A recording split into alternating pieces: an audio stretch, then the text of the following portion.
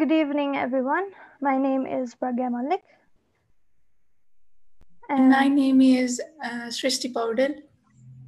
We will be the host for today's Space Talk. We give a warm welcome to all of our guests and our audience today, and we hope you all are doing well. Our audience today comprises members from SEDS-Nepal and its various chapters like SEDS-KU, SEDS-SXC, ORAS-Nepal, and other space enthusiasts. And the speaker for our Space Talk today is Mr. John Bonsour. So firstly, let me introduce SEDS-Nepal. We are Nepal's national chapter of Students for the Exploration and Development of Space. We are a student interest group focused on space exploration. Our main motto is to learn, share, and expand our space knowledge by gathering space enthusiasts all over the country. We conduct events such as space talks and different space-related projects through our different chapters. And now let me introduce our speaker for today, Mr. John Bonsour. He is the Secretary and Coordinator of the Scottish Aeronautics and Rocketry Association and Secretary of the United Kingdom Rocketry Association. He is also the originator and organizer of the annual International Rocket Week held in Scotland. He has worked with various SEDS branches at some UK universities and is currently mentoring and assisting the ICL Rocketry Group at Imperial College London and the Endeavour Rocket Team at Edinburgh University and the ORAS-Nepal team who are working on rocket projects for Spaceport America Cup 2021. Now, let me introduce our guest for today.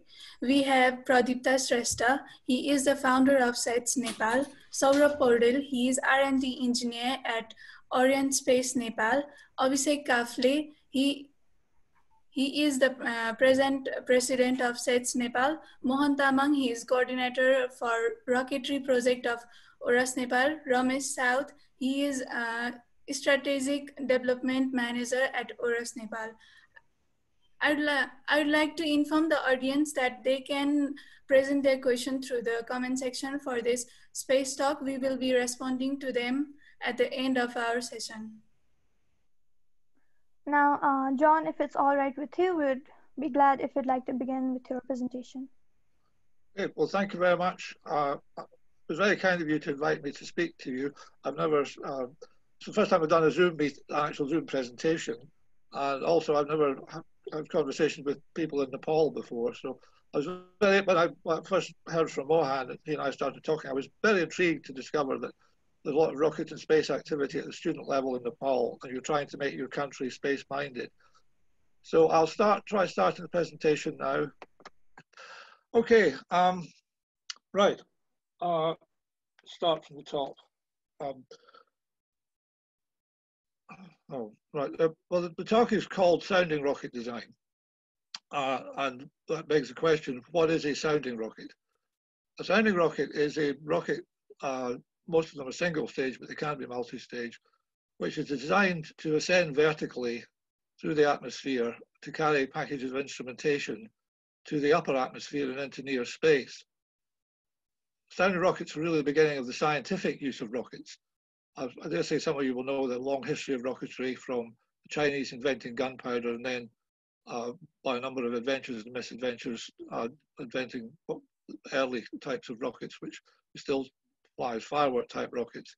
But it wasn't really until the 20th century that scientific uses of rocketry became practical, although there were workers in the 19th century, particularly the great Russian pioneer Konstantin Tsiolkovsky, a father of cosmonautics, who considered the idea of rockets for scientific purposes, and Hermann Oberth in Romania before the Second World War. The first person to really consider the whole subject seriously and do some serious technical work on it was Robert Hutchins Goddard. Can you see that book cover? Yes, we can. Okay, well, this is a reprint by an American publishing company of his two main papers, A Method of Reaching Extreme Altitudes, which he published in 1919, which was the first serious consideration of the use of rockets for carrying instruments to the very high altitudes. By that time, people had been ascending in balloons to the highest possible altitude it was possible to do that with oxygen supply, but they couldn't get it any higher than about 30 miles or so. Those rockets could go much higher. So Goddard was the first person to do, and he did a lot of pilot. There's not time to go into the whole history. I dare say some of you have heard of Robert Goddard, but it's well worth looking him up on Google for the work he did. He was a real pioneer. Then, of course, as we know, during the war, the Germans developed the V2 rocket. The Americans captured a lot of them along with the German rocket scientists and took them to White Sands in New Mexico. And they took the warheads out of the rockets and packed them full of instruments. A rocket that could carry a ton of explosives over 200 miles could carry a fair amount of scientific equipment to the upper atmosphere if you fired it vertically. So that was really beating swords into plowshares, scientifically speaking.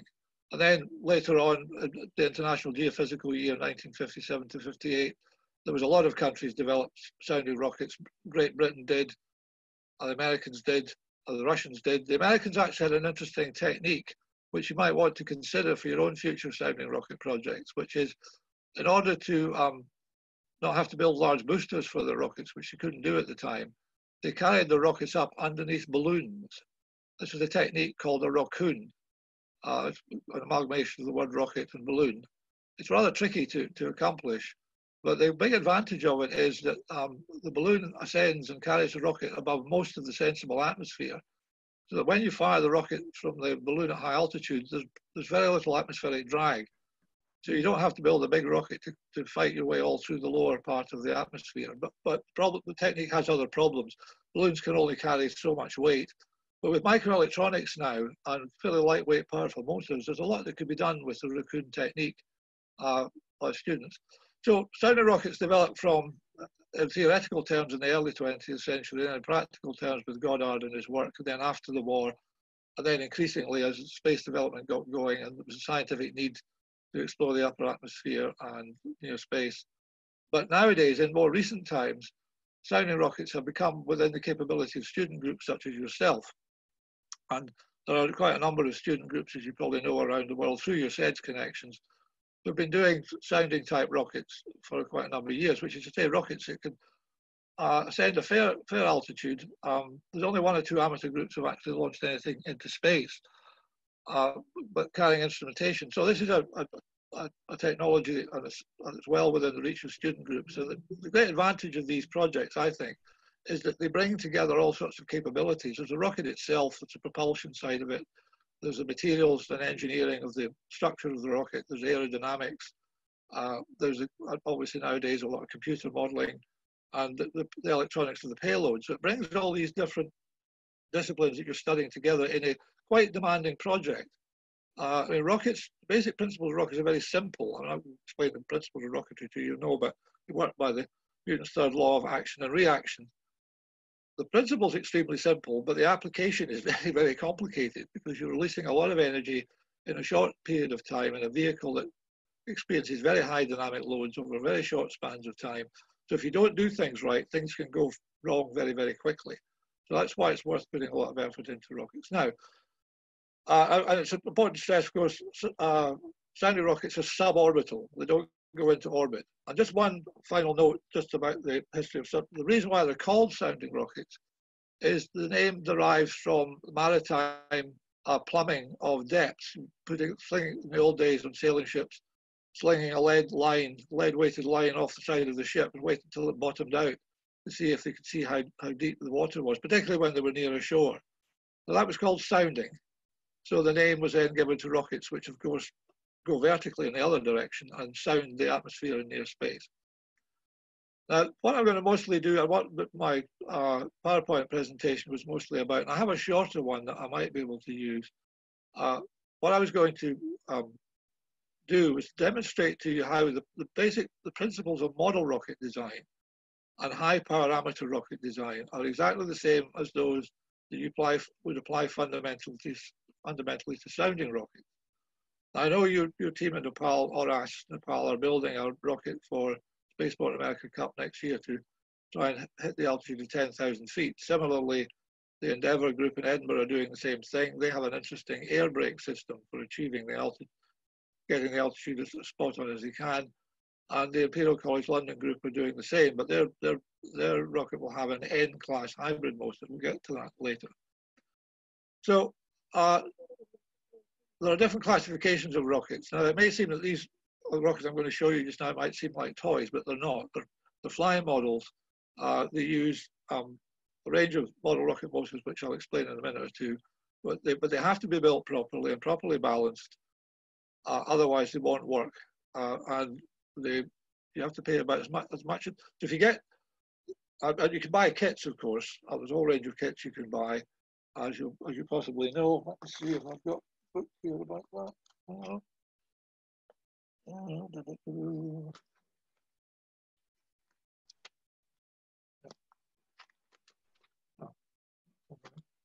I had a catalogue here of the American kits. There's a whole range of kits you get. In fact, model rocketry started in America in the late 1950s when they developed safe solid fuel motors. Now, I believe you're making your own solid fuel motors in Nepal, sugar-based propellant, if I remember correctly, which I dare say you're allowed to do there.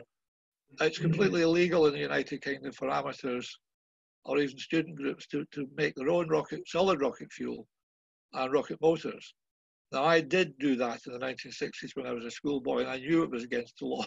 I was working away on my own. It was the only way I could do any rocketry because you couldn't get the safe motors from America at the time. So this is an example of a model rocket. A single stage model rocket has 4 large fins to stabilize it. We'll talk about the stabilization in a minute or two. A nicely shaped nose cone so the air, can everybody see that all right, by the way? Yes, we can. Maybe Yeah, you could move a little back. We can see only some parts of it. okay, so that's pointing straight on now. Now Yeah. swing it round so you can see the length of it. And there's the fins. And that's the tail end with the rocket motor installed. And we don't just stick this on the ground and light a fuse and run away. First of all, we use electrical firing systems now, as you'll use for your rocket. And we have, for this type of rocket, we have a launch stand with a metal rod that goes through this, a launch guide on the side. Now, one of the points about model rockets, and indeed sounding rockets, some of the early sounding rockets, you didn't bother to try recovering them. The British ones, particularly, were launched in Australia. They carried lots of instruments, but all the data was radioed back to the ground by a technique called telemetry, which I'm sure you know about. It's basically radioing back data. And then they just let the whole thing crash to the ground again. And then teams went out in Jeeps and Land Rovers and so on to try and find the bits to bring them back to the Woodward Museum, the Rocket Range Museum. But all model rockets have some kind of recovery system, and there's a point when the motor works, it blows the nose cone off, and out come 2 parachutes. Obviously, when the rocket's flying, the parachutes are caught in the airflow and open quite promptly. In this case, the rocket has 2 of these, and that brings the rocket safely down to the ground again. Now, I want to see if I can use one of the PowerPoint presentations I was going to use, which is really kind of about these design principles. It's not as big as the last one that we couldn't get working. So let's see. Let's see if I can get back in. Oh, I don't know if I can get back into the meeting or not. Hang on, I've actually got the diagrams in paper form here. So let's try that, see if it works on the screen.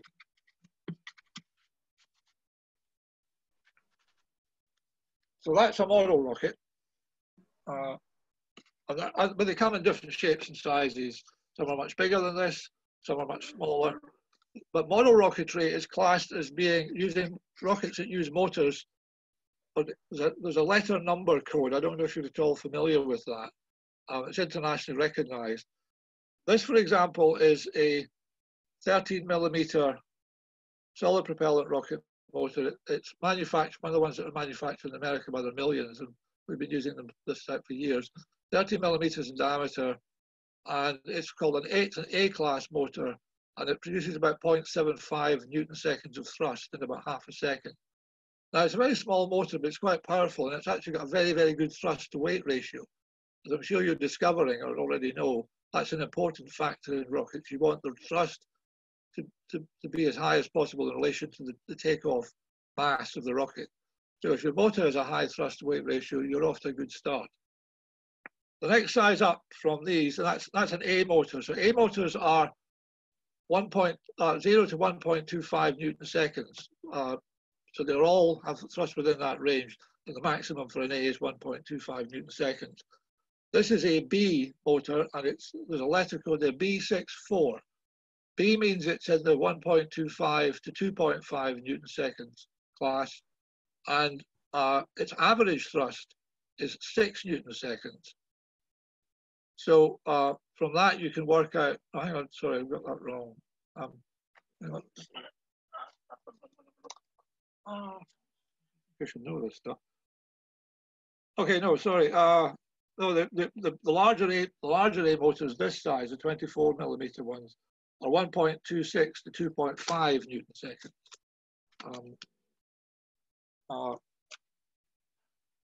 So the B motor, it's an average of 6 Newton seconds thrust. No, sorry, it's peak thrust. So it only runs for a very, if you divide 2.5 Newton seconds by 6, that gives you the burn time for the engine. That's how it's very short. And then the number 4 is the delay time. There's a delay charge. By the way, there's a nozzle that produces the jet. And then the first part inside here is the fuel charge. And then there's a delay charge, sulfur rich.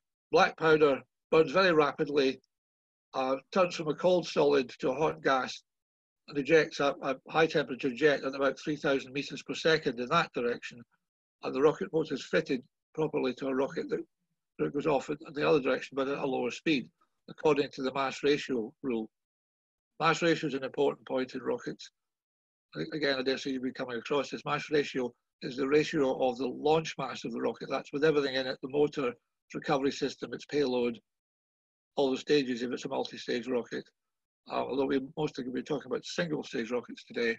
And then the mass of the rocket when it's empty, when there's no fuel left in it. Now, the mass ratio of model and high-power rockets is not that great by comparison with full-scale space launchers, which are, in many ways, in terms of structure, are just enormous, giant eggshells, mostly full of fuel. Their mass ratio is very high. They have to be in order to get into space. Again, that's why they use multiple stages. But you can do a lot to increase the mass ratio of your amateur rockets, the one you're building. You try and make the structure as light as possible, but as strong as possible to withstand all the different loads that the vehicle might experience during flight.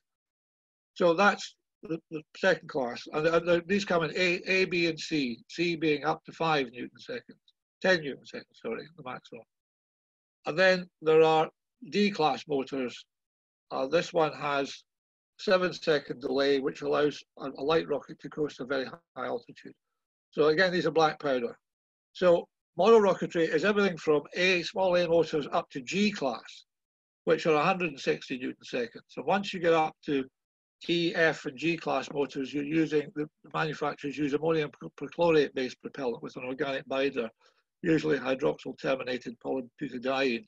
It's more or less the same mix as was used in the solid boosters on the space shuttle, and what will be used in the space launch system that NASA is developing, and other satellite launch vehicles that use solid fuel motors, or sounding or space rockets that just use pure solid motor stages. It's a very reliable propellant. And the nice thing about ammonium perchlorate and HTTB propellants is they're very scalable. You can make them in batches for small motors like this, and then for enormous motors like the space shuttle. So as I say, I've got some. So can everybody see these diagrams? Okay. Can you see that all right? Yeah, Yes, we we can. can. Okay, right. Well, ignore the materials. These are, I do a program of rocket workshops for schools and colleges, and also for grown-ups as well. It's called Rockets to Go, and it's basically basic rocketry. Although I've had people come back several times, and first of all, they build a single-stage rocket, then a rocket with a cluster of motors, and then possibly a 2-stage rocket. There's a whole, you can advance up the levels. But this is, again, one of the reasons I think it's good to do rocketry in education. We're going to keep expanding into space, and rocketry is a good place to start. Now, there's a lot more involved in space exploration and space science than building and flying rockets. That's how you get there. There's a lot of other things you can do. There's a lot of important stuff to do in terms of instrumentation, and particularly probes that might go to other planets. But rocketry is a good point to start. So what I and a few other people do with the kind of rocket workshops and programs we do is entry-level rocketry for students, or even for grown-ups who has taken interest. So most sounding rockets have this sort of structure: a long body tube, set of fins. There's a lot of debate in rocketry. You'll find about how many fins to put on the rocket. Some people say 3, some people say 4. There's a German group I used to work with. They swore by putting 5 fins on the rockets. One of the points about, of course, when the rocket's flying through the air at very, very high speed, the air becomes very sticky. You'll be familiar with the term drag, which is basically air resistance as an object moves through it. And the drag increases to the square of the velocity. So the faster the rocket goes, every time it goes up a notch in speed, the drag goes up by the square of that increase. So that's one of the reasons they're making rockets nice, long, and streamlined. But one of the places where the greatest drag occurs in rockets, and you may be aware of this, but you might want to consider it for your own project and any other rocket teams who are listening who don't know about this. The greatest drag, actually, one of the greatest places is the route between the fin and the body, this area here. That area there. So on larger rockets, it's a good idea to try and have a sort of curved fillet between the fin and the body so that the airflow goes over it more smoothly. If you have access to a wind tunnel, of course, you can put scale models of the rocket, or even the rocket itself, if it's not too large, into the wind tunnel, and you can see where by blowing smoke over it, basically, or using other laser techniques now, interferometer techniques, you can see where the drag's at its greatest and where you need to improve things. So basically, most sounding rockets look a bit like that, to one degree or another. And they have, well, more rockets have recovery systems. I think most sounding rockets have recovery systems now. But obviously with a sounding rocket, as well as the motor, rocket motor, most sounding rockets use solid motors. And the recovery system, you need to have space inside for the electronics and payloads, on which you have in the design you sent to me, Mohan. Another very important point in a rocket is the balance between the center of gravity and the center of pressure. Actually, on this diagram, the center of pressure should actually be further back. You'll all be familiar with center of pressure. It's the point through which all the mass of an object acts, and in this case, the rocket, fully fueled and ready to launch. And the center of pressure, which doesn't exist when the rocket's on the launch pad waiting to take off, but as soon as it launches and starts ascending into the air, all the aerodynamic forces playing over the rocket, the nose cone, down the side of the body tube, and over the fins. And of course, because the fins are at the tail and present the largest active surface area to the airflow, that's what helps to keep the rocket pointed tail down and nose forward. But if the center of, so this point called center of pressure is established. Now, as the rocket accelerates and then decelerates, the center of pressure moves about, and so does the center of gravity. In solid fuel rockets, it tends to move forward because you're losing weight from the tail end. In liquid fuel rockets, it tends to move back. Now, it's very important that the center of gravity and the center of pressure are at least, as a rule of thumb, 1 body diameter apart or more in this diagram. Because if they cross during the flight, then the rocket will start to tumble, will become unstable. So that's something you definitely want to avoid. So you've got, and there's lots of software around now that allows you to calculate where your center of pressure is. It's easy to find the center of gravity just by balancing the completed rocket some way or other, determine the center of gravity. And then you use software. You used to do manual calculations called the Barrowman calculations. You calculated the center of pressure for every individual part and then summed it all, which is basically what the software does. So that's a very important balance to get right. Center of pressure must be behind the center of gravity at all times, and at least by 1 body tube diameter. I know that sounds like a bit of a rough rule of thumb, but it does work. It's pretty reliable.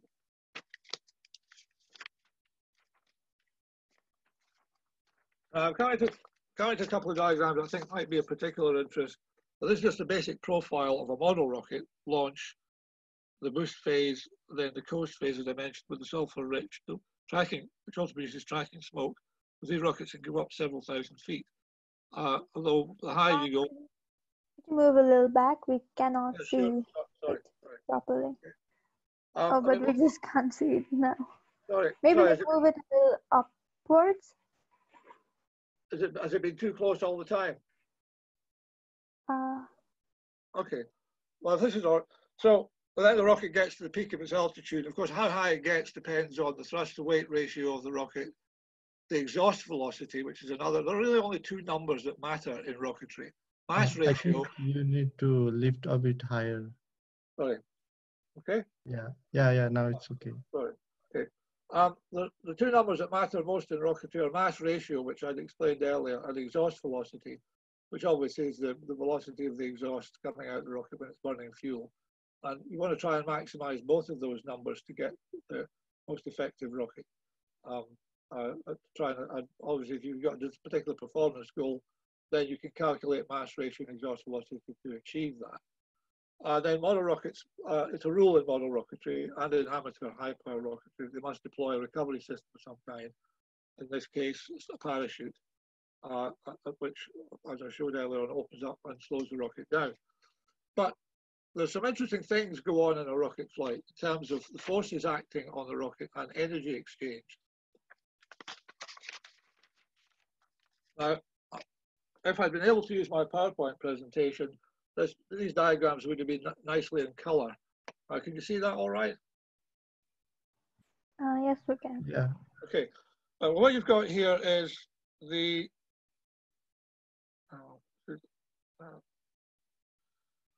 this is the forces acting on a rocket. So, or is it the energy exchange?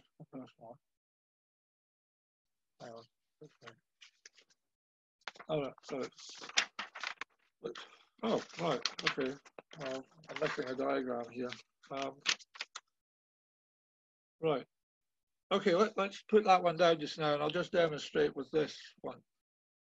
You've got several forces acting on a rocket when it takes off. Obviously, it's sitting vertically and launches off a rod, so that when it reaches the end of the rod, or the bigger rockets use launch rails or towers, so when they reach the end of the launch guide, they're going fast enough for the aerodynamic forces to engage with the fin and keep the rocket stable. For bigger rocket projects, it's important to try and calculate how fast your rocket is going at the end of the launch tower to make sure it's going to be fast enough to be stable when it no longer has that definite physical guide. So the first force, we've got two forces acting on the rocket. One is the force of the thrust, pushing it in that direction. And obviously, as we discussed earlier, the drag, which is acting in the opposite direction. So these two forces vie against each other. Now, for a period of time, the thrust is so much greater than the aerodynamic drag that the rocket will just keep going up. And of course, the other force acting on the rocket, and this is the problem with spaceflight, is gravity. Gravity, of course, is always pulling back the weight. Now, I don't need to explain gravity. Of course, actually, nobody really knows what gravity is. We know what its effects are, but nobody knows how it actually happens to exist in the cosmos at all. That's a mystery. But we know that although there appears to be a gravity pushing galaxies apart, let's not get into dark energy, it is physical. So just a little interesting anecdote. If the Earth was only slightly bigger than it is, slightly more massive, with a slightly bigger gravity field, it would be almost impossible for us to escape by rocket. We just couldn't build rockets big enough, powerful enough. They would always just not quite reach orbit. So it's an interesting thing to think about. We're on a planet that's just large enough to keep an atmosphere, hold on to an atmosphere that's breathable and livable for us and all sorts of other things.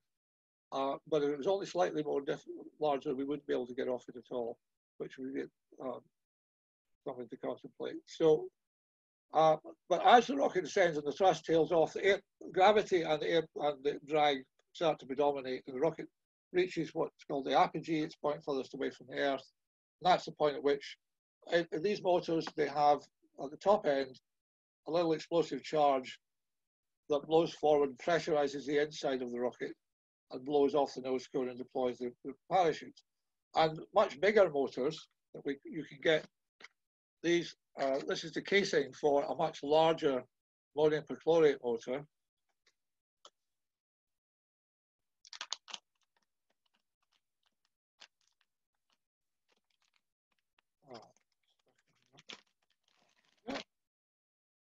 this is an actual ammonium perchlorate fuel charge of the type that's, this is a smaller one, by the way. You can get much bigger ones than this.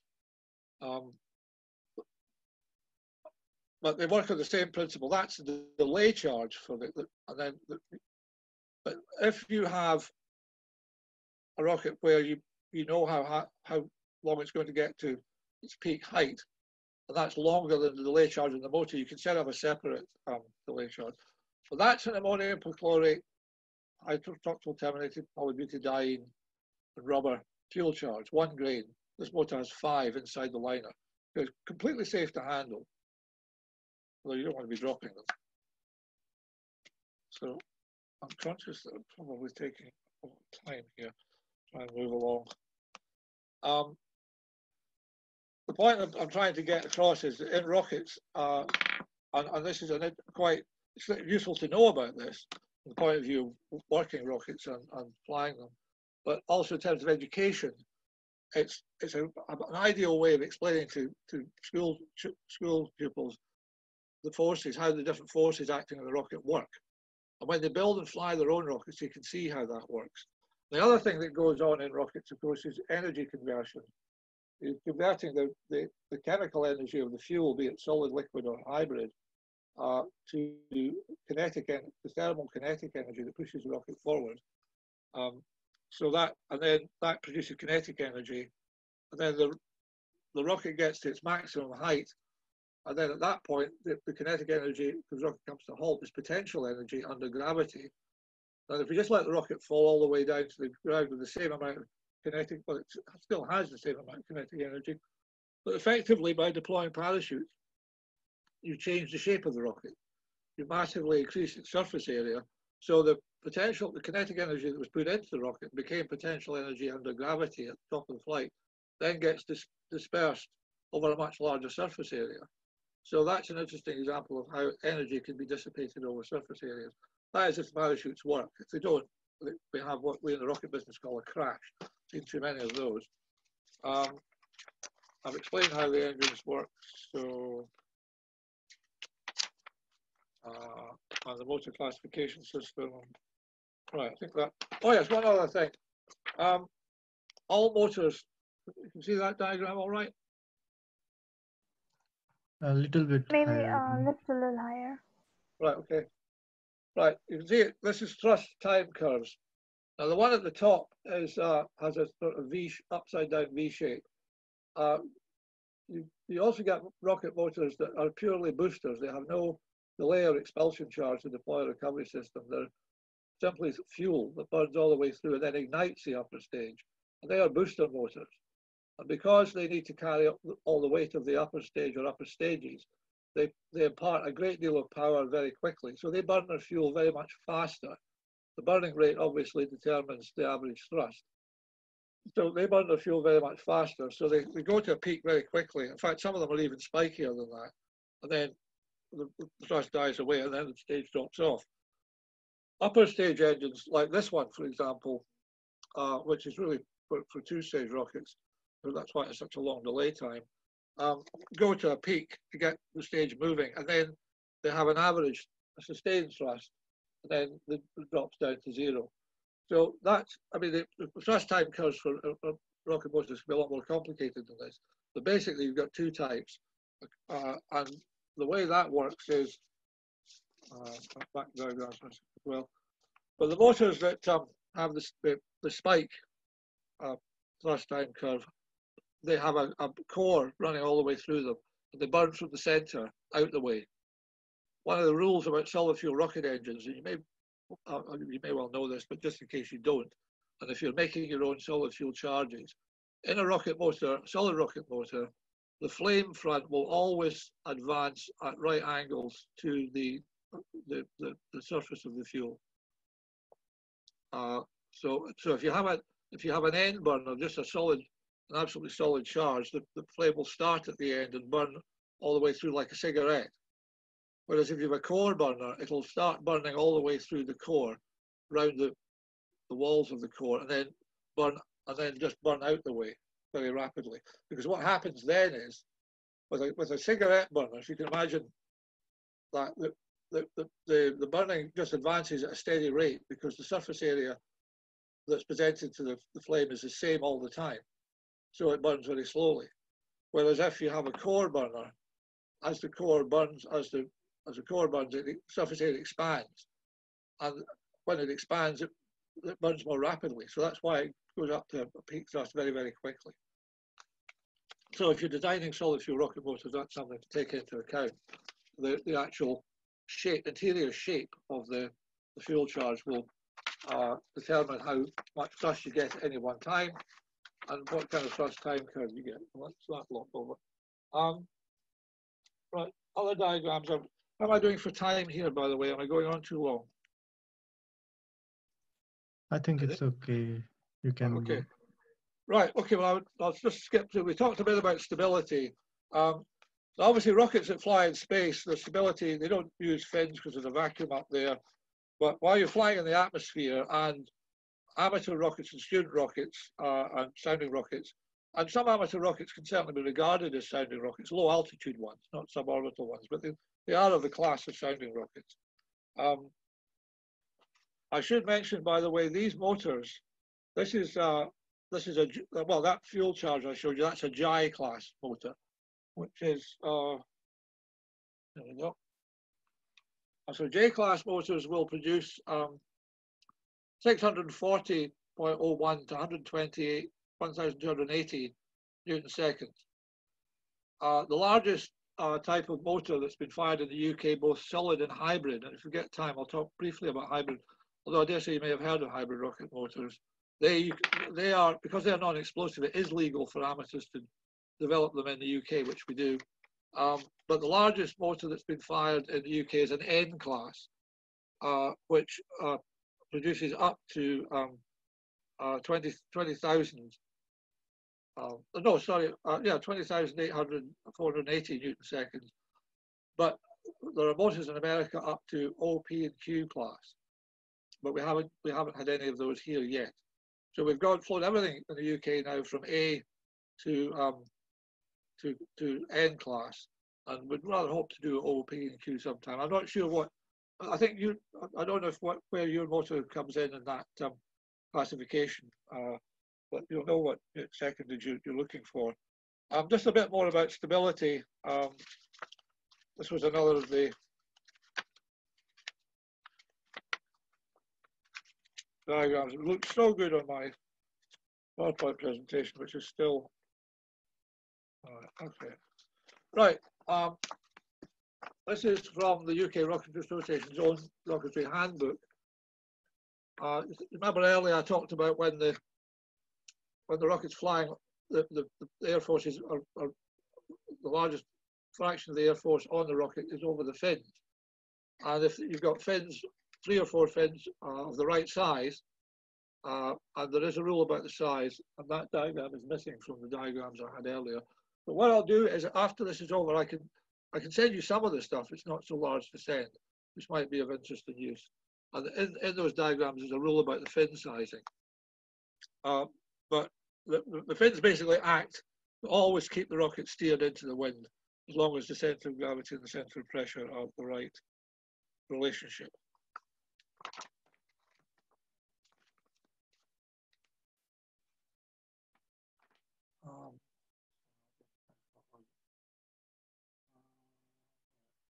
Okay.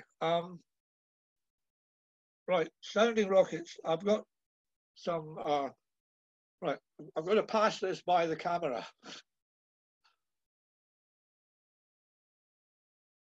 This is a very long, thin rocket. You seeing that all right? Yes, we are. Right, okay. Well, this is a rocket I built quite a few years ago. And you see it's very, very long and thin. And it has actually, once the rocket gets long and thin, you can make the fins slightly smaller than they actually need to be. But the rule of thumb for the fins on a rocket, we'll come back to that one in a minute, but just to talk about the rule for fin sizing. For those, I dare say some of you will know this, but for those listening who don't, I would like to know it. And I say I can send the smaller file sizes to you, Mohan. I suppose I could always print up the other stuff and post it to you. But the rule of thumb for this, well, this is what's called a crop delta fin. We'll talk a bit about the shapes of fins in a minute. So the root of the fin should be at least twice the body diameter. So twice the body diameter. So the root of the fin is twice that. The span of the fin is 1 to 1.5, one at best 1.5 times the body diameter. And if you've got an edge out here, a sort of trailing edge, where it should be about the same size or half the body tube diameter. As long as you're within that range, and you've got, and that's for 4 fins, then the fins are large enough for the rocket to be stable. If you've got 3 fins, you need to make them a bit bigger, and obviously 4, 5 fins or more, then smaller. But theoretically, you could have lots of tiny fins, and that becomes a sort of flange at the tail end of the rocket. But people have done that, but they don't fly in a very stable manner. Now, these are what are called crop delta, because imagine if you extended that up to a point, then that would be a delta fin. Now, delta fins are the simplest shape to make, either to cut out from balsa wood or to make from carbon fiber. Obviously, with your sounding rockets, you're using much tougher materials than other rockets. You're using things like filament wound carbon fiber, and other composite materials. I notice you're going to build metal, or that's what you plan to do, but I'll come back to you and talk to you about that at another point when we're discussing the project outside of the meeting later. The thing is that the point at the corner, again, if you put the model in a wind tunnel, you would see a lot of turbulence at that corner, the same way as you see water swirling around a rock. It catches the rock and swirls around it on a fast stream. So that produces quite a lot of drag. That vortex is an area of drag. So says my internet connection is unstable, so I might lose you in a minute or two. So the crop delta fin is a compromise. It provides a nice area and a swept back leading edge that reduces drag, but it doesn't have the penalty of drag at the point at the corner. Swept fins like this have the advantage of, remember, the center of pressure. Because the area is projected further back from the tail end of the rocket, it tends to pull the center of pressure back. And that means you don't have to have, one of the ways of making sure the center of gravity and center of pressure are separated is that there's sufficient weight in the rocket forward to keep the center of gravity forward. But if you've got swept fins, that means that the center of pressure is further back, so you don't need so much weight to bring the center of gravity forward, and that means you've got a slightly lighter rocket that will fly faster. So that's the advantage of swept fins. The ideal shape, of course, is curved fins. Actually, I had a model with curved fins, but I left it through in the other room. But whereby you just map a curve over these shapes, and therefore you've got a fin with no corners on it at all, and that has very much less drag. Again, they're more difficult to cut out, or if you're making them structurally, they're more difficult to make. Now, the reason I showed you this, the long thin rocket, is that a lot of sounding rockets are like this. They have very long bodies. Now, that's fine, as long as, and remember, a sounding rocket is probably going to go supersonic. So the aerodynamic forces and all the other forces are very considerable. So if there's any weak point in the rocket and the body, it's going to start to bend. And if it bends, it means there's one part of the rocket is flying at a different angle of attack to the air than the other part. And that makes the job of the fins to stabilize it very much more difficult. And if the bending forces get big enough, the rocket will actually snap.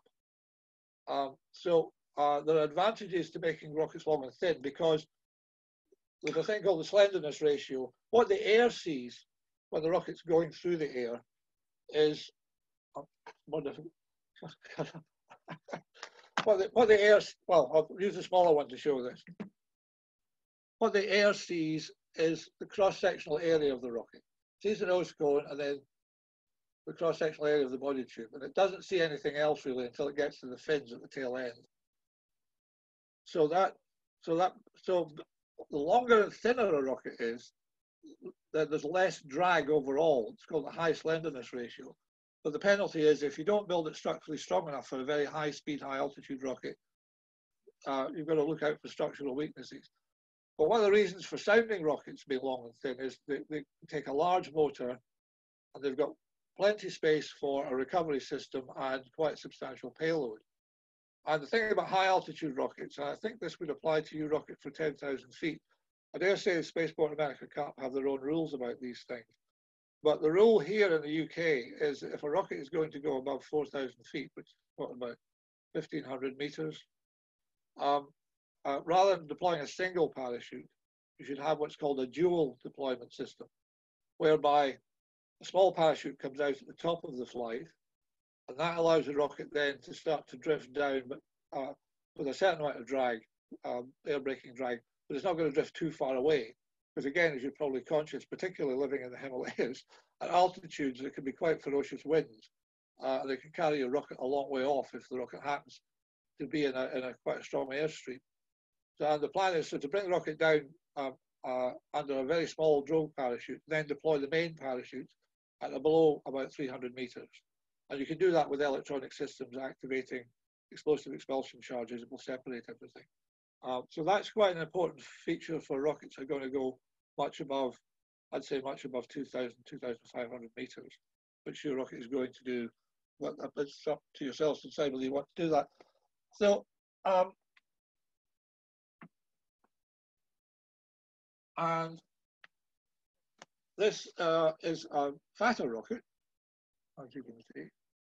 But the feature of the rockets I want to talk about now is the nose cone shape. So, and this again is a kit. Needs painting. Now, you'll see that this nose cone is nice and rounded, a nice ogive shape. And this rocket has a definitely conical shape. Now, this shape, it's all right for model rockets, but actually this is the ideal shape for rockets that are going to fly significantly above the sound barrier, speed of sound for quite a long time, several minutes, if not longer. That's an ideal shape for that condition.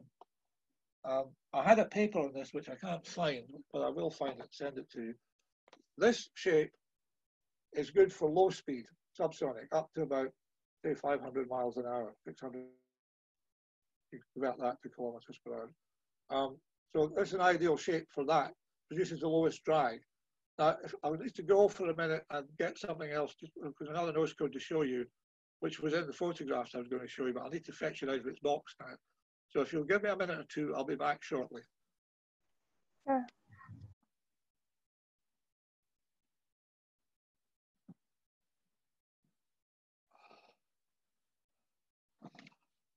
It is getting very cluttered around my desk. You hear me falling over, don't be too surprised. Right. Now, okay, I've shown you a shape, a nose cone shape that's good for subsonic speeds, up to the point where you start to go transonic. If you're approaching the sound barrier, I want to get through it. And another shape that's very good for the rocket. Obviously, you can't change nose cone shapes as you're going through the flight regime. So you kind of design the nose cone for either the maximum speed you want to achieve or the transition zone you're going to go through. Now, if you're going to go through the sound barrier, but not too much above the sound barrier, there's a shape called the von Karman nose cone. Now, I dare say something I've heard of Theodor von Karman. He was a Hungarian aerodynamicist who went to America before the Second World War. He founded Caltech, California University of Technology, Guggenheim Aeronautical Laboratory. Now, I know that's a long name, but it was the Guggenheim Aeronautical Laboratory at Caltech that founded the Jet Propulsion Laboratory, which you've all heard of. And in the early days, just at the end of the Second World War, during the Second World War and after the war, there was actual rocket propulsion done at Jet Propulsion Laboratory. They made solid fuel motors, particularly to assist heavily laden aircraft to get off the ground and other stuff. Very, very colourful stuff.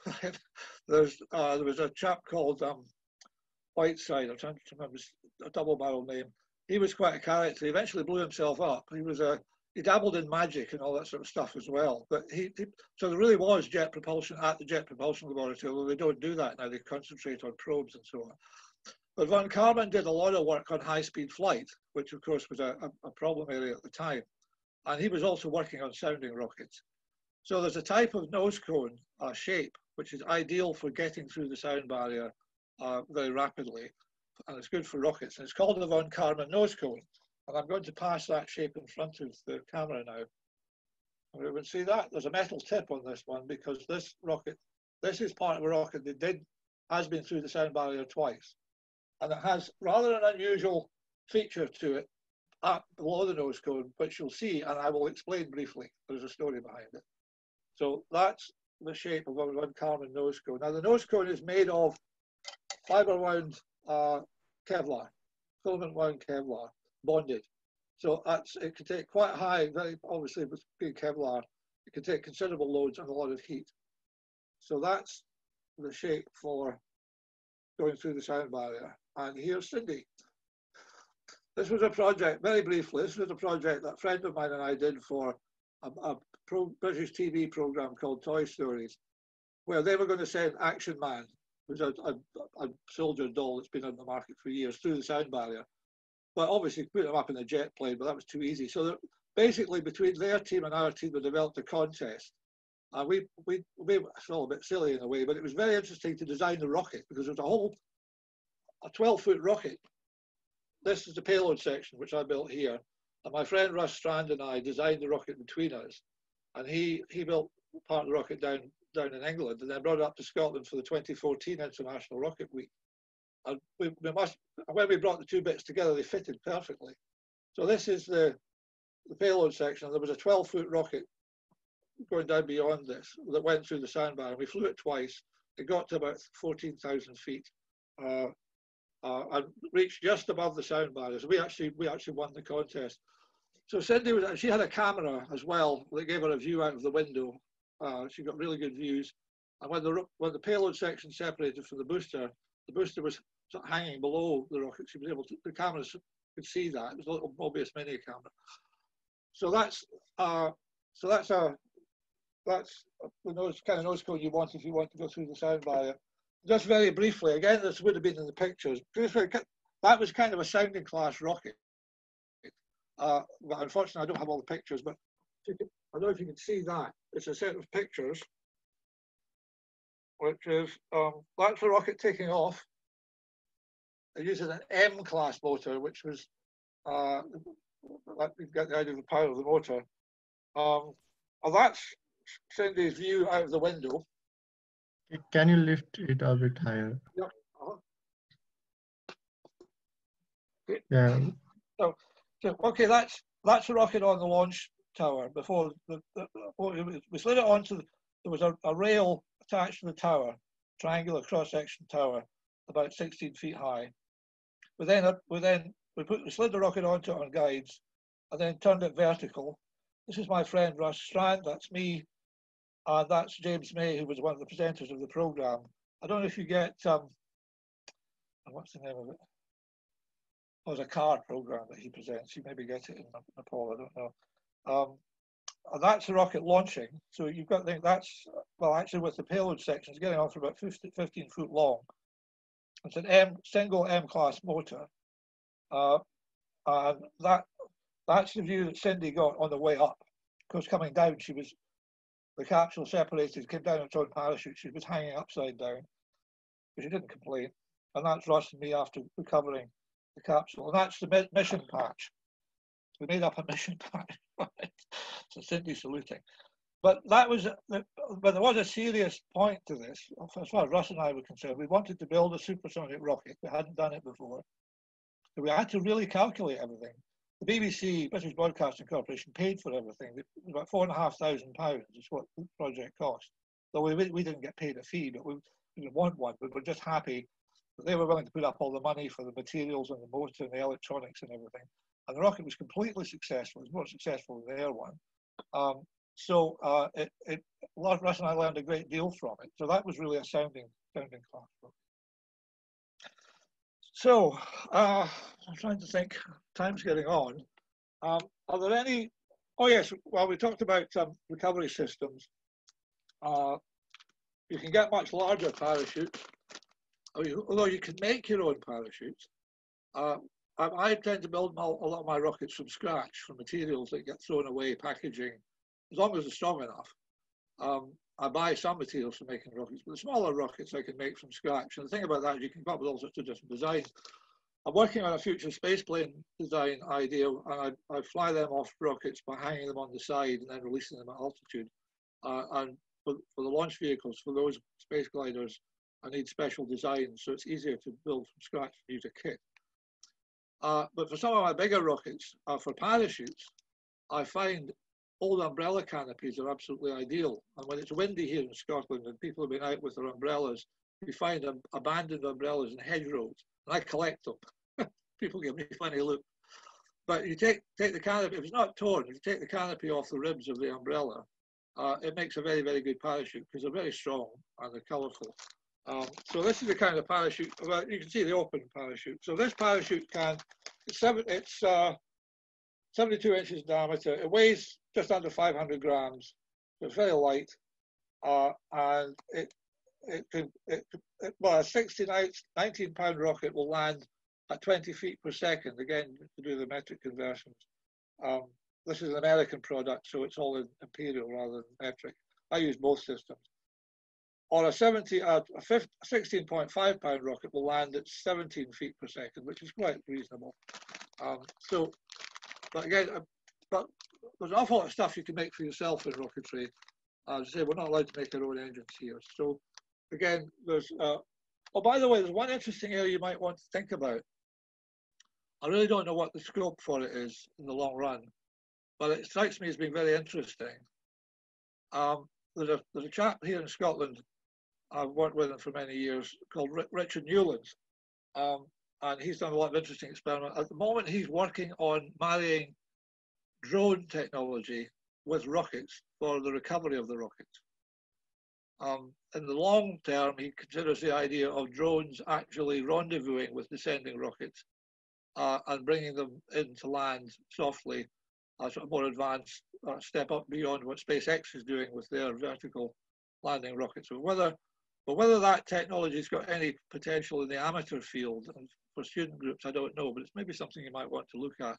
How do you marry drone technology with rocket technology for the recovery of the rockets? How do you deploy a drone system that might help to bring the rocket? The point about that is if it's light enough and doesn't take up too much space, but it's effective in the amount of lift it generates for the returning rocket stage, then you can guide the rocket to exactly where you want it to be. The problem with parachute systems is the launch site we use on Fairley Moor, which is about 25 kilometres from here. It's high moorland, about 250 metres up. It's just wide open, and we get a lot of wind there. You have to be able to gauge the wind as to where your rocket's going to come down, which isn't always easy. But if you had a steerable recovery system, that would, particularly for sounding rockets that are going to go up to very high altitudes, I think that would probably be something that would be quite useful. So that's maybe something you might like to think about. I mentioned very briefly about hybrid rocket engines. Are any of you familiar with hybrid rocket motors? Little bit. Right. Well, obviously there are three types of rocket motors. The solid, and the advantage of solid motors is certainly for model rocketry, high power amateur rocketry, and student rocketry. It's packaged propulsion. I mean, these things have been made to very, I mean, they look, but they're made to a very high standard. They're much higher, much safer than fireworks. I don't go out on fireworks night here. It's far too dangerous, my opinion. But so this is packaged rocket power. And these things are made in the millions. And there'd be something like 500 million rocket flights using these motors in different sizes all over the world. And they've got a very, very, very high safety record. No one has ever actually suffered injury or damage to property from the proper use of them. And it's very hard to misuse them. Which brings up a point. Do you have, in Nepal with your rocketry, are you working to any kind of safety code? No, we don't have such safety protocols issued by the government. So right, okay. Well, this is actually sort of gets me into not so much design, but operations of rockets. In every country around the world where people have started to try and do model and amateur rocketry, we've come across this. Now, as I say, I had a kind of misfired youth when I was at school. I made my own sugar-based propellants and so on. I was doing chemistry, and I knew it was potentially dangerous. I was very careful. I didn't involve anybody else, and I did a lot of different experiments. I had more explosions than flights. But then I learned that, well, it's very, very difficult to make consistently good batches of solid propellant. And eventually I reached a point I thought, well, this is getting too dangerous now. I've learned as much as I'm going to learn from this. And also I was going to college and starting a job, so, 18, 19. But I kept up my interest in rocketry and space travel and astronomy over the years. And then in the mid-1980s, thanks to campaigning, these motors that are made in America, Estes motors, which we could not get here, they were just not legal to import and use. I'm not long story as to how they became legal in this country, but they did in the mid-1980s. And that changed everything, because it now meant we had packaged, safe, reliable, affordable rocket power at our disposal. And over the years, the motors we can get bigger, bigger and bigger, as I say, up to N class now and higher. But one of the things that's enabled that, and this is something you might have to do, and I think you probably have to do in Nepal, but and I'm quite happy to give you advice on that if you're interested, is initially the small model rockets like this, they came with a basic safety code that was very simple and very simple to follow. But then as much bigger motors became available and much, much bigger rockets were being flown, those of us who were engaged in rocketry using prepackaged motors thought, well, all it will take now is for somebody to do something really stupid with one of these bigger rockets, and the authorities and the government will say, well, how on earth did we ever allow this to happen here? We must shut it down immediately. So what we did was we formed a National Rocketry Association, the UK Rocketry Association, a meeting on a Saturday night at the 1996 International Rocket Weekend, as it was at that time. And we set out to get insurance, which we get. And people sometimes ask me here, well, surely you're not allowed to build and fly rockets. That can't be legal. And my answer to that is, well, we're using safe motors and we get insurance for it. We don't normally get insurance in this country for illegal activities. So if you get insurance, the other thing is, we've developed a quite elaborate safety code that covers small rocket motors, much bigger ones. We've just actually issued a revised version of it. And that, coupled with the insurance and a track record of very safe practice, because we follow the safety code all the time. We use range safety officers, and we have an organized structure for rocketry in this country. Every country where that kind of rocketry has started, that has been the path that you need to go down. So I'd be very happy as time goes on after this meeting, along with mentoring the technical sides of your rocketry, to give you advice about how you would go about setting up some kind of national association, possibly as part of SEDS. I mean, we have SEDS in the UK, but they're quite separate from the UK Rocketry Association, but they have their own National Rocketry Championship, but they follow the UK Rocketry Association safety code. You don't have to be a member of the UK Rocketry Association to use the safety code. It's there for everyone to use. And it's been tried, tested for almost 30 years now. So it works. We know it works, although we do keep modifying it. I mean, so obviously the government in Nepal is obviously allowing you to do some of this. And obviously they seem to be allowing you to make your own rocket fuel and test your own rocket fuel, which if you're doing it safely is absolutely fine. It's just that it's to do with the explosive laws in the UK dating back to the 19th century, that they just don't allow you to make your own fuel. And it is, I mean, you have to be careful. But if you've got a safe way of doing it, safe environment for doing it, that's fine. But hybrid rocket engines, I'll need to go away again for a moment. I'll be back shortly. I'd like to inform the audience that they can present their question through the comment section for this space talk. We will be responding to them at the end of our session.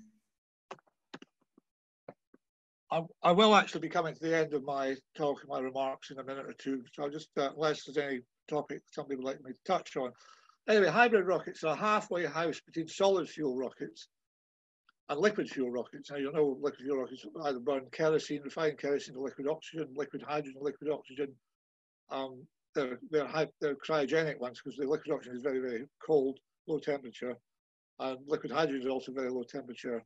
And as Konstantin Tsiolkovsky in Russia realized way back in the late 19th century, when liquid oxygen was only just beginning to be manufactured in quantity, industrial quantity, he realized that the mixture of liquid oxygen and liquid hydrogen would be the most powerful form of rocket fuel, much more powerful than the basically gunpowder rocket fuels that were available at the time. If you've not heard of Konstantin Tsiolkovsky, again, look him up. I mean, he originated all the fundamental concepts of spaceflight, or cosmonautics, as the Russians call it. Liquid propellant rockets, multi-stage rockets to get into space, space stations, with large space stations with gardens inside them. He believed in the concept of humanity going out into and making a maximum possible use of all the energy that's given out by the sun in space. So some of his concepts haven't yet been realized. So liquid fuel rockets, I mean, the large space launchers generally use liquid fuel rockets. Some of them use very room temperature fuels, but are very nasty, like nitrogen tetroxide. And I love this unsymmetrical dimethyl hydrazine, which if you mix them together, ignite spontaneously, but you don't want them to come in contact with you. They're very nasty. So hybrids are a halfway house. Now, this is a hybrid propellant charge. It's plastic pipe, basically. It's hollow, and it has a graphite jet nozzle at the end, because it functions the same way as the jet nozzles in the solid motors or any other rocket engine to accelerate the gas, the jet to supersonic speed.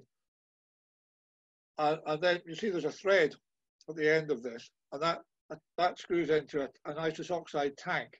The oxidizer for this, for hybrid motors, is nitrous oxide usually, although you could use liquid oxygen. And there are one or two people working on a liquid oxygen hybrid engine. The hybrid concept had been around for a long, long time, but no one had ever, the professionals had, they don't have much, they're not very useful for military rockets, and they have drawbacks for very large space launchers. Because hybrid engines produce thrust, they tend to produce a low average thrust for long, long burn time. So they're quite useful in that respect, but they need boosters to get them off the ground. Now this actually is the first ever, so I'd say this attaches to a nitrous oxide tank. And again, these come in different powers and sizes, and there's a complicated set of valves and plumbing between the nitrous oxide tank and the fuel charge. But if you think about the situation, you've got a nitrous oxide tank with nitrous oxide at very, very low temperature, liquid, that then vaporizes when the pressure drops and when it goes into the combustion chamber, basically. And you've got plastic at whatever the temperature of the day. And within a split second, you have to change that situation. Very cold liquid, room temperature plastic, to a burning temperature of about 3,000 degrees centigrade and a high velocity jet, about 3,000 meters per second. And that's why hybrid engines were very tricky to develop at first. It was getting them to fire. We're now quite successful at that. But this is a commercial one. And it's the first ever hybrid rocket propellant charge fired in the United Kingdom. And it was launched at the site we used in those days in 1996 for the International Rocket Weekend. And the chap called Scott Bartell came from America. He was demonstrating these commercial hybrid engines made by the Hypertech company. And because they're non-explosive, he was able to carry it on the plane from America. There was no explosives involved. Since then, several people in the UK, including a member of our group, SARA, the Scottish Aeronautics Rocket Association, Dr. Jonathan Rhodes, who's an intensive care specialist at one of the two big hospitals in Edinburgh, but he's been developing hybrid engines for a long time. He's up to M class now. But he makes his own, and he test fires them on a test bed, on a test stand, and so on. So hybrids, the thing about hybrids is, though, they tend to have a low thrust but for a very, very long period of time. But that could be useful for the advantage of that from a sounding rocket point of view. And again, these motors go up to M, they could be even higher, the commercial ones and the self-development ones. If you have a long, remember we were talking earlier on about the drag increasing as the square of the speed. But if you have a long, thin rocket, and Jonathan's rockets do tend to have a very high slenderness ratio, it's going to, because it's got a long, persistent thrust, rather than a sudden or sharp thrust that tails off quite rapidly, it just keeps pushing and pushing and pushing and pushing and pushing. Of course, the higher it goes, the thinner the air gets. The drag goes down. So the advantage of a hybrid from the point of view of a sounding rocket is it's got lots of persistence. But you do need to have a couple of strap-on solid fuel boosters that then drop off just to get it off the ground. and then really get it going. And Jonathan does that. And we did some experiments with low thrust solid fuel motors, kind of analogous to hybrids. We flew them on their own, and then with heavy rockets, and then with boosters. And that demonstrated you really need boosters for side boosters for hybrids. But once it gets going, it's really very persistent thrust. And these motors can, well, we had again, Rick Newlands, the chap I mentioned earlier. And if you want to know about hybrid engines, I can recommend this book. Rick Newlands he's a brilliant writer on aerodynamics and rocket technology. And he's written this excellent book about hybrid rocket propulsion. It tells you exactly how to design and build and test your own hybrid rocket motor. I could send you the link as to how to get to this book, and it's not that expensive. And it's a very solid scientific mathematical treatment of the subject of hybrid rocket engines. It's very well worth having if you're interested in doing hybrid rocketry. So that's it.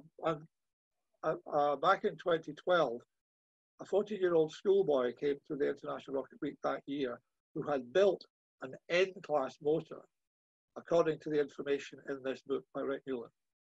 And he test fired it on the ground, and it ran for 33 seconds and generated the maximum thrust you can for an N motor. So that just shows you what can be done with rocketry. He's now at Cambridge University, heading up the Cambridge University Spaceflight Team Hybrid Group. So there's a lot of student hybrid work being done in the UK. So that's another area of propulsion you might want to go into, particularly if the authorities in Nepal decide they don't like you making solid fuel. Well, I think I've been talking for well over an hour now. I hope it's been of some interest, and I know it's not been quite the presentation you were expecting, nor I was, but it's all a wonderful, smooth PowerPoint. But I think I'll wind it up now, and I'm happy to answer any questions that anybody might have.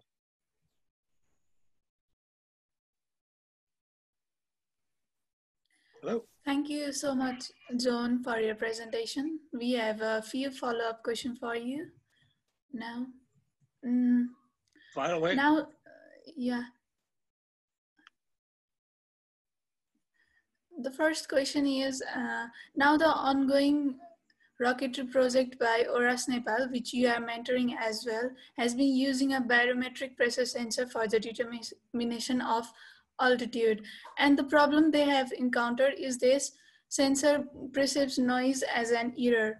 For the control of noise, they have found they can use radar altimeter or LiDAR or ultrasonic rangefinder, but these are quite expensive. Could you suggest any other method which can be reliable for them? Okay, what I will do, I'll take a note of that question. My area of expertise is really in the propulsion, engineering, aerodynamics of vehicles. I'm only just getting into avionics and electronics, but there are a lot of people in our club and in the UK Rockets Association in general who do know this sort of stuff extremely well. So what I will do is I will pass, I've taken a note of the way you've described the problem, and you want an alternative to LiDAR and laser or radar for tracking, but a system that will not suffer from noise. I'll find out what's recommended, and I'll send the recommendations back to Mohan. But I'm not the expert to answer that particular question. I should pass that on to the Brains Trust over here in the UK as to what would be the best system. There's a lot of very good off-the-shelf altitude sensing systems and rocket avionics in general. But again, that's another area of development that student groups can get into. So, so Mohan, I'll be sending you the answer to that question the next week or two. Okay, thank you. Okay, next question. We can go with next question. So, SEDS-Nepal is planning to participate in the next Spaceport America Cup with this ongoing rocketry project. What are your expectations from the project, and what may be the challenge for the team to participate in the competition? Right, I was going to familiarize myself. I've never been to Spaceport America Cup. They changed the rule. I know of the event, and I know it's a very, very big event. I've not previously mentored a team going to it, and I need to thoroughly check out their safety rules and so on. I've looked at the report that Mohan sent me, It's basically fairly straightforward. The design is sound. It's the basic design, but obviously there'll be more detail. What puzzled me a bit was your decision to make the rocket out of metal. Why did you decide to do that?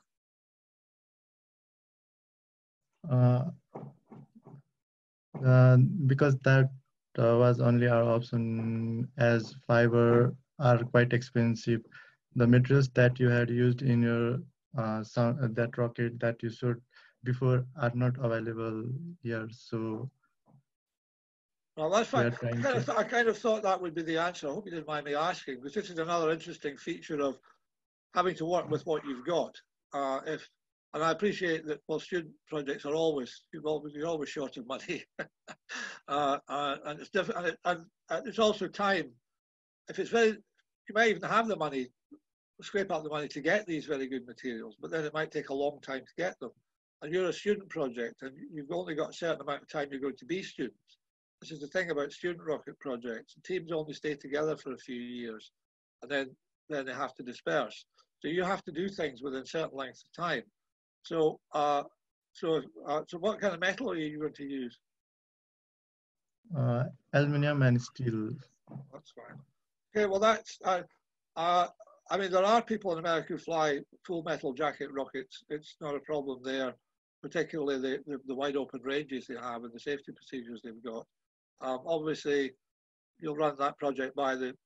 Have you spoken to the Spaceport America people about your project at all so far?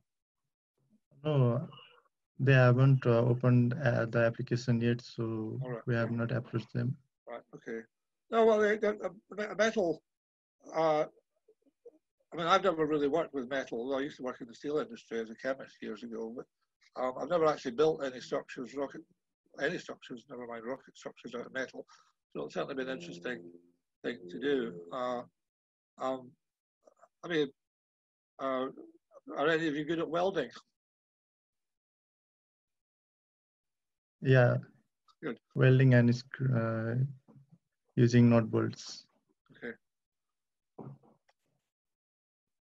Again, if there's materials you're having trouble, other materials other than metals that are particularly difficult to get in Nepal, if you let me know, I'll see if we can get them here, which we almost certainly can, and get them sent to you.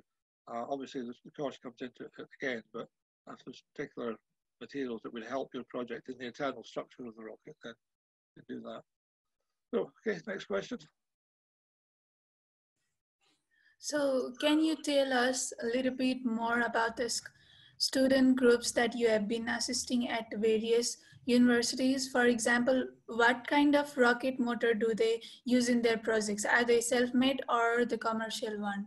And what type are they? Right, okay, well go to the Imperial College London group first. They're building their own hybrid rocket engine. I remember we've just been discussing those.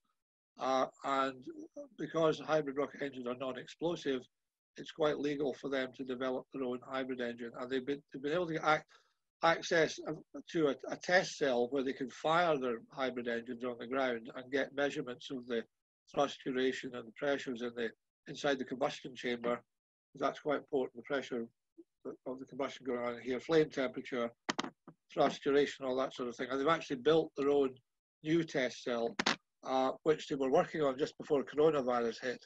I haven't really heard much from them lately because they were studying from home, and they had, the problem with the coronavirus was they couldn't meet as a team. I mean, I don't know how bad it was in Nepal, but towards the end of March here, the government basically locked everything down. Everybody had to work from home. Schools were closed. Most shops were closed. Because I have a medical condition that might make me particularly vulnerable. Not any more vulnerable to the virus than anybody else, but if I got it, it might particularly not good news. I've more or less been staying at home all the time, but going out occasionally. So, but the general effect of that was it made anybody who was working in a team that they couldn't physically meet to actually build things. I mean, they could talk online and refine their ideas online, but they couldn't physically meet and build things and test things. That project has unfortunately because originally they were hoping to go to Spaceport America Cup this year, but they've changed their plans to next year. They're building a hybrid engine themselves, and they've been developing lower power engines, and they're building up to the N-class one.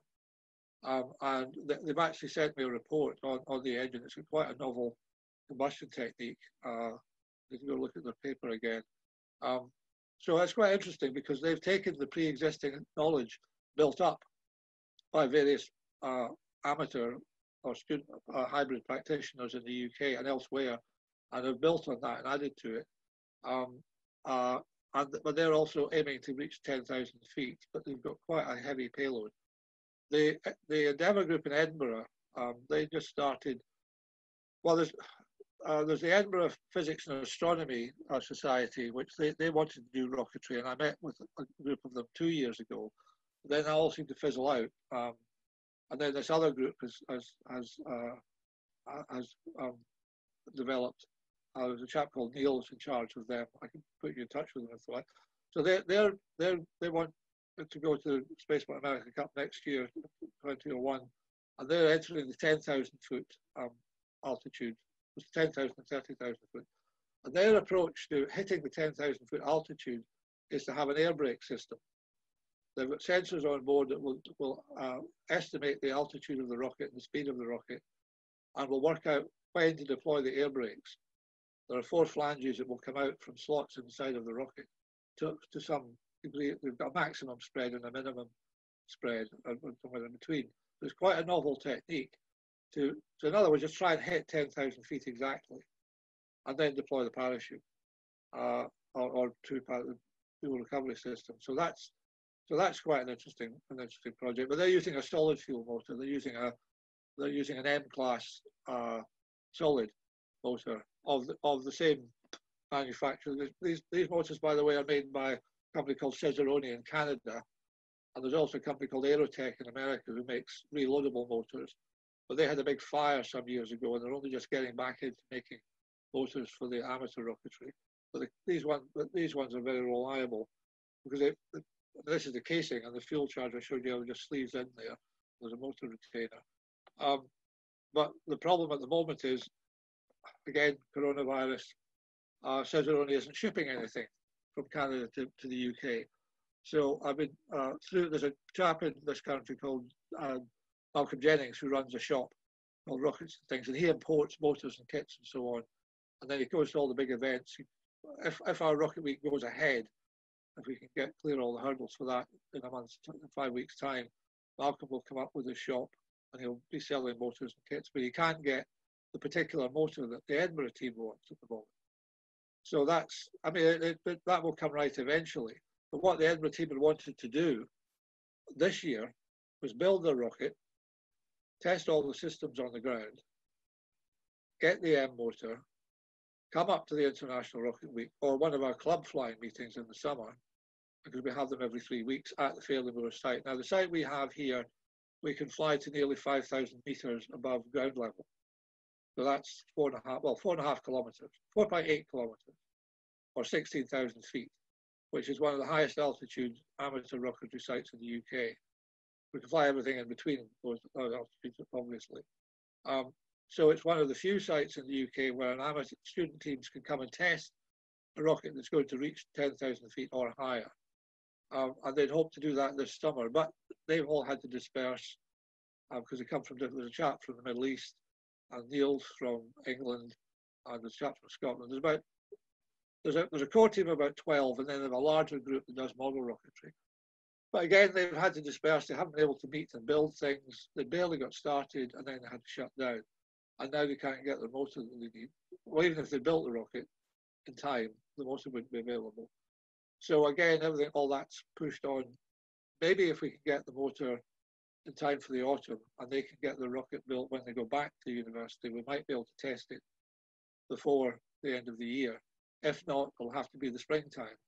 So I think there's going to be a lot of pressure next year on the rocket teams in the UK and to some extent yourselves and elsewhere, who've really been badly affected by coronavirus, the shutdown that it's forced on them. But again, in a way, that's a kind of good thing, because the other thing you're all learning with these projects is project management. And the engineering, the science and technology is fine. It's good to work and all that. There's all the other stuff. It's the authorities you have to deal with. It's the insurance you get. It's clearance for air traffic control. It's the logistical issues. You have to, and that will be true of, that's true of all engineering and science projects, of whatever kind they are. You have to deal with lots of other people who, and what they want to do or cannot do will affect what you want to do. So coronavirus has had quite a big effect. So that's where the UK. However, what we did do with the Endeavour Group last December, they wanted to recruit people for their team and just generally attract more people in Edinburgh student body into rocketry. So they advertised a rocket workshop, which I went and did. And what we did was,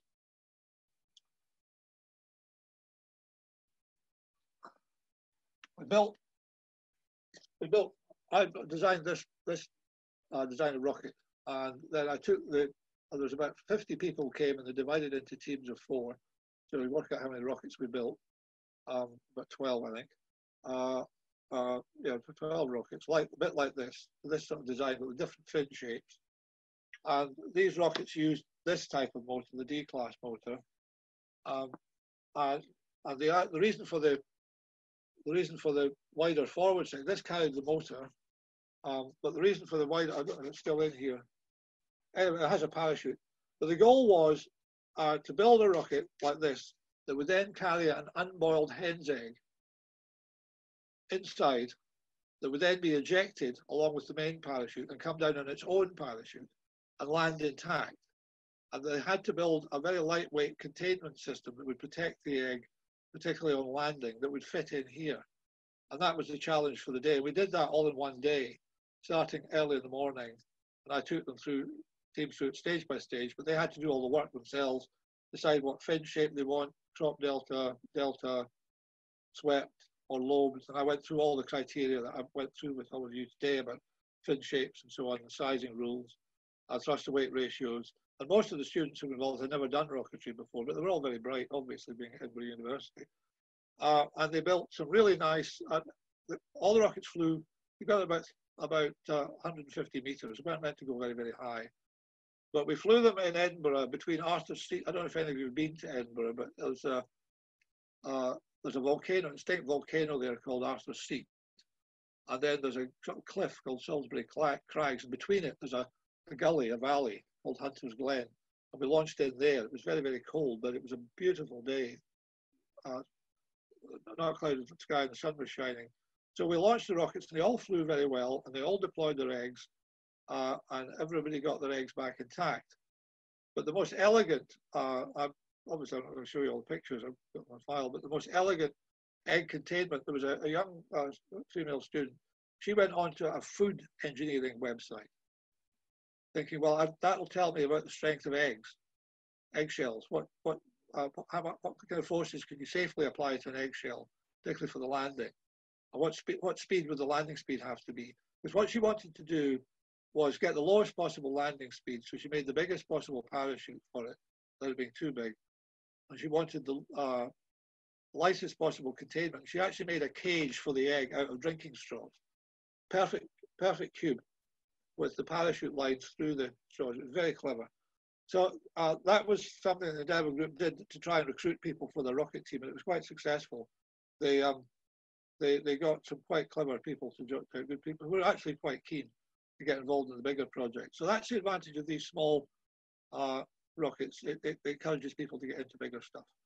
So, but unfortunately, as I say, the Endeavour teams had to come to a halt because of coronavirus.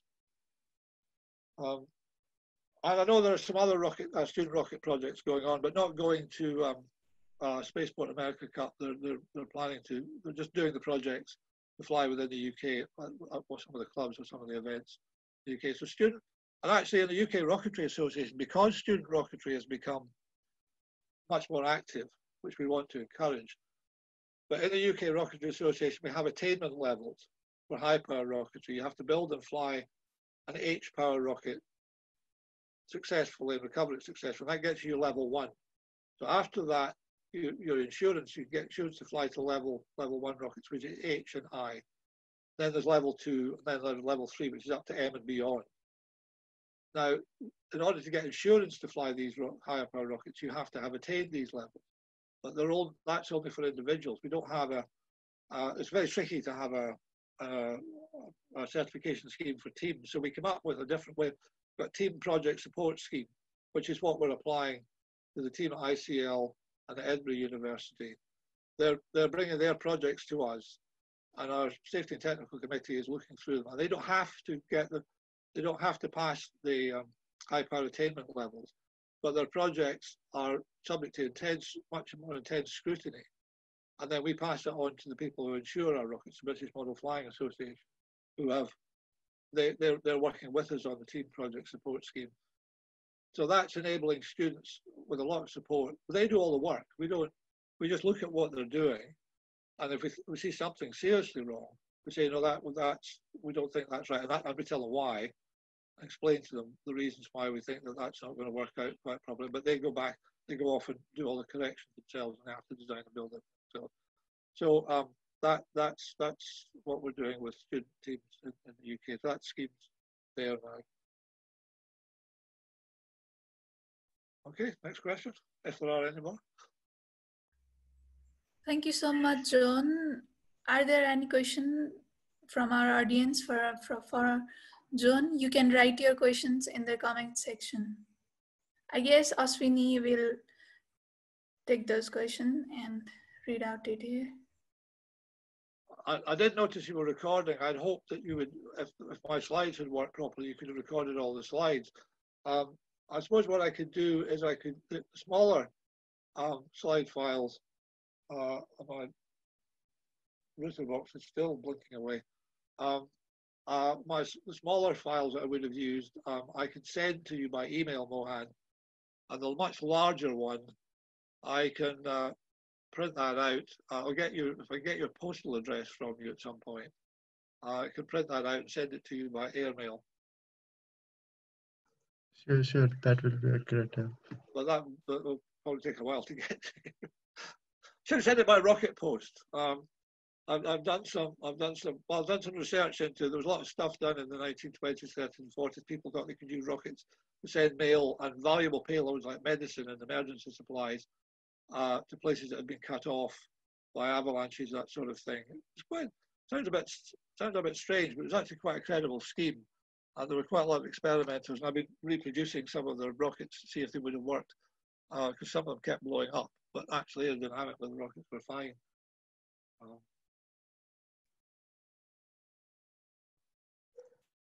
So Ashwini, you can go with the questions.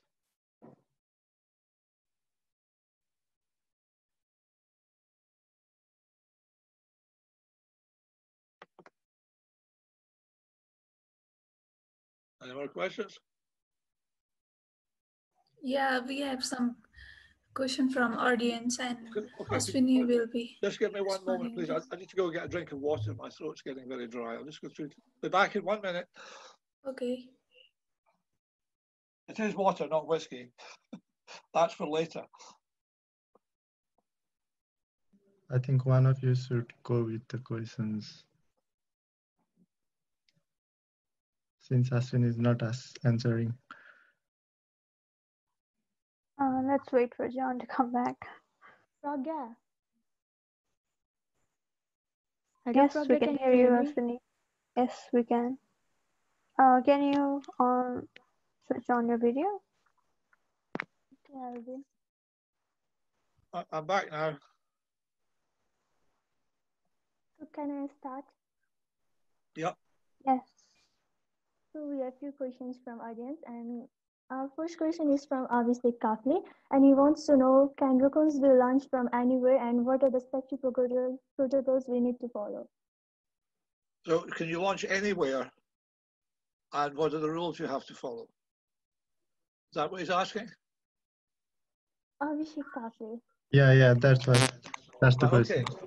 Right, well, to answer the first question, actually, no, you can't. Well, technically you could, but you cause a lot of annoyance and possibly risk to people. I mean, you have been launching some rockets to Nepal, so I suppose you've been through the business of finding suitable sites. I'll send you a link to the UK Rocketry Association safety code, but basically the site has to be, well, first of all, if it's on private land, you need the private landowner's permission. That certainly applies in this country. The site we use on Fairley Moor belongs to a farmer, and he's given us a permission. We pay him so much a year for the use of the land, and it's a very, very big area. It's several square kilometres in size to accommodate all the rockets we launched there. And it's unoccupied. There's only a farm there and a narrow public road. So if you're going to be launching, well, for example, our club, we launch everything from these small rockets, or this sort of thing that I'm building for myself just now. It's a kit I won years ago and I haven't got around to building it, to the very much bigger ones. And they're much, I mean, the rockets we fly are a lot bigger than the ones I've shown you today and go very high. So we need a big, big site to cover all that kind of rocketry, and particularly for the International Rocket Week, because we've had student teams, particularly from Turkey, coming for the past few years with quite large rockets. Student rocketry has become quite a big thing in Turkey in recent years. In fact, we helped to get it going because the university authorities there were a bit doubtful about it. But anyway, so the bigger the rocket, the bigger the site, partly because you're well away from everybody, you're away from public roads, housing, power lines, and other things that your rocket flight might present a hazard to. The much, much smaller rockets, you can launch them even in public parks if you get permission, or small fields. And in the safety code, we have a set of tables that show the size of the site you need in relation to the power of the engines. Remember, I was talking about power and size of the engines. So the bigger the motor, the bigger the area you need to fly your rocket in. So we've got a set of tables for that. So I can send that to Mohan and he can distribute to whoever might be interested. In fact, I'll send you the link, which gives the safety code, but also the separate links for the safe distance table. And the other safe distance you need to keep in mind is how far away from the rocket you need to be when you're launching it. It's a fundamental rule of launching rockets. The only person who, I mean, each rocket has a minimum safe distance that you have to be from the rocket when you're launching it. So if you got it on the launch pad and you have an electrical firing system, the cable connecting the firing system to the rocket on the launch pad has to be at least the length of the minimum safe distance for that size of rocket, if not longer. And everybody else who's watching the launch or involved in any way needs to be further away and standing up and watching and be ready to move rapidly if they suddenly have to, if something goes wrong with the rocket and starts heading in their direction, which shouldn't happen, but things like that do occasionally happen. If you're doing it, so that's a bit about the sites. You can't just launch them anywhere. The other factor is air traffic. I don't know what the situation, how much air traffic you have in Nepal. Obviously, again, keep coming back to coronavirus and COVID-19 with the airlines shut down. There's an awful lot less air traffic. So theoretically, to that extent, it's safer to fly rockets if we can just get out to fly them, because we can't gather in large groups. But if you're going to be going to high altitude, even a moderate altitude, a few hundred feet, wherever you are, you should go and check in whichever country you're in. And in this country, in the UK, there's a lot of what's called controlled airspace. We're a relatively small island, and in normal times we have a lot of air traffic. For example, I live about 16 kilometres from Glasgow Airport, which is to the north of here. And then in the other direction, there's Prestwick Airport, which is quite a big international airport. So there is air traffic here. And at the site we launched from in Fairley Moor, there's much higher level air traffic. But again, with the UK Rocketry Association, what we have is a system of working with the aviation authorities in this country, which for civil aviation is the Civil Aviation Authority. And then there's a local air traffic control people. Now we have a whole document of procedures that we agree with them that we renew every 2 years. So just explain, for example, on one of our club flying days or during the International Rocket Week on flying days then, we send all those dates and site details and times we're going to be speaking to all these people well in advance, months in advance sometimes. And then on the day, if we're going to be flying, if the weather is allowing us to fly, I call up the 2 air traffic control centres and say, well, we're going ahead, because by that time the Civil Aviation Authority in London has issued what's called a NOTAM, a Notice to Airmen, which says these people are going to be flying rockets to this altitude in this area for this on this date within these hours. Now, it doesn't mean we own the airspace, and I imagine the same would apply in other countries. Because you've got that notification from the national or local air traffic control authority, doesn't mean you own that airspace. It just means that pilots and other air users coming into that, hang gliders, for example, or light aircraft coming into that area should read their NOTAMs for that whole area for the day and see that you're operating. Now, we do get phone calls on flying days from, there's a hang gliding club not far from us, but we work very well with them. And there's a local helicopter operator. He phones up on days when we've got NOTAMs if he's going to be flying just to check. And we get calls from other people. So the system works very, very well. Everybody's aware of what everybody else is doing. And when we're going to actually launch, we get launch windows. So when we start flying on any particular day, we get a launch window to, we measure all our altitudes actually from above mean sea level. And at the site, we're 820 feet or 250 meters above mean sea level. So you've got to add that on. So we get a window to 3,000 feet above mean sea level, and we can fly up to that altitude without having to call air traffic back again. But if they're going to vector an aircraft through that airspace, or they're aware of an aircraft coming in on the radar, they'll call me up. We keep in mobile phone contact all the time, and they let me know, and we stand down. If we're going above 3,000 feet to 6,000 feet, we get separate altitude-specific launch windows up to 6,000 feet from Glasgow Airport Air Traffic Control. And if we're going from between 6,000 feet and 16,000 feet, or up to 4,800 meters, roughly speaking, we get clearance from the Prestwick Centre, which deals with all the transatlantic higher altitude air traffic crossing the British Isles in the north, over Scotland and Northern England. Although we're in a pretty narrow bit of the airspace. But and they then check what's going on, what's coming in, and if it's well above our altitude, they say, well, even if there is air traffic passing over, but it's way thousands of feet above our maximum altitude, they say that's fine. But we maintain an air watch all the time, so that works extremely well. So if you're going in any country where you're going to have higher altitude flying of more powerful rockets, it's absolutely vital that you make arrangements with air traffic control people. Now, in this country, in the UK, model rocketry and amateur rocketry is regarded as a legitimate use of UK airspace. The situation in the UK is that the airspace doesn't belong to anybody. It's the last commons we have in this country. There used to be common grazing land and other commons, but that's all been bought up by private landowners a long time ago. But airspace is everybody's. It doesn't belong to the Air Force. It doesn't belong to the airline companies. It doesn't belong to the government. The government's job is to set up agencies, which they have done with the Civil Aviation Authority and the National Air Traffic Control Service, which has branches all over the country at airports. And their job is to regulate, not to regulate proper use of airspace by everybody who's legally entitled to use it. And rocketeers are among that group. So that again is something we had to get the air traffic control people to recognise model rocketry as a legitimate activity. So that took a bit of time and effort. So those are the rules and regulations escalate and increase in complexity and scope the bigger the rockets you're flying and the higher you're flying, depending again which country you're flying in, because national rules vary from country to country, so I can't speak for Nepal. But that's the background here in the UK.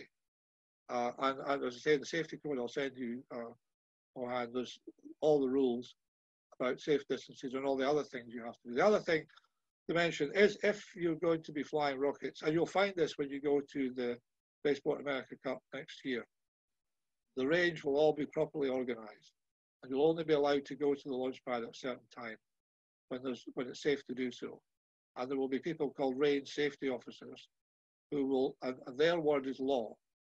They work to the safety. They won't be obstructive. You know, they're not going to stop you flying just for the sake of it. And they're there to enable and advise. But if they see your rocket and they think there's something not quite right about it, they'll tell you what's not right and go back and make it right. Or if they see people conducting themselves in such a way as to be creating a hazard for other people, they'll intervene in that as well. So Again, the more advanced, the more powerful, the more complex the higher altitude the rocket launcher becomes, the more you need a more developed safety code and people who are recognized to be in charge and who are actually qualified, who've done a lot of flying themselves up to the types of rockets that are being flown up to the most powerful ones, who know from experience. They've got a considerable amount of experience and knowledge about rocketry. So you need a range safety officer, or several in fact, for these bigger events, and that's something you'll find. But again, if you start for your own testing, you're going to be testing your rocket in Nepal. I would strongly suggest that you develop a safety code. You can look at the UK Rocket Association one and adopt what parts of it you think are suitable for your conditions in Nepal. But I would suggest that on the testing days, you actually appoint somebody among your group who's not going to be involved in the flying at all. His or her job is to be the range safety officer and watch over everything that's happening and check that everything's being done properly. And if you see something that isn't according to the agreed procedure, you just politely step in and say, no, we're not doing this quite right. Could we just step back a bit and do it properly? And that way you'll find, I mean, it still means that things might go wrong, but you've done everything you possibly can to mitigate the risks. So that's kind of a long answer to your question, but rocketry at almost any level needs to be taken, at any level needs to be taken seriously. So I hope that answer was helpful to the person. Yes, that's very helpful. Thank you, John, so much. Thank you from the audience who gave us their questions. We are running out of time for today, so the remaining questions, maybe we can mail them to you, and you could. Yeah, that would be fine. I'm always available in email. And I'm sorry the PowerPoint presentations didn't work out. And I hope my sort of ad hoc presentation that I did instead was all right, and it imparted some useful information. Yes, thank you so much for taking the time to join us today to share knowledge and experience. I'm sure every one of us had a great time today. We thank all of our guests and our audience for taking the time to join us.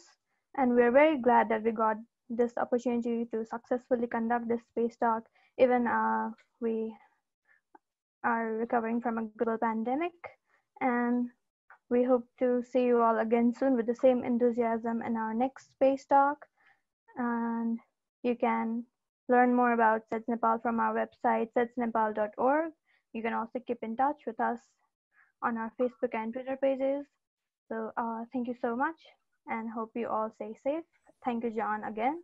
And we apologize for the technical difficulties that we had earlier. It may be as much my fault as anybody else's. That maybe some of my file sizes were too large. I haven't done this before, so I'm learning. But thank you very much for the invitation to speak to you all. It's been a great honor and pleasure. And I'll keep in touch, obviously, with all of you in the ORAS Nepal team about your project. Yes, thank you very much. I think we can end our session for today now. Okay. So goodbye, stay safe. Goodbye, everybody. Goodbye. Bye-bye, John. Thank you, John. I'll keep Bye-bye, in touch John. with Thank you. you. Goodbye, John. Thank you. Bye, everybody. Have a good night, everyone. Good night, everyone. It was a lovely talk.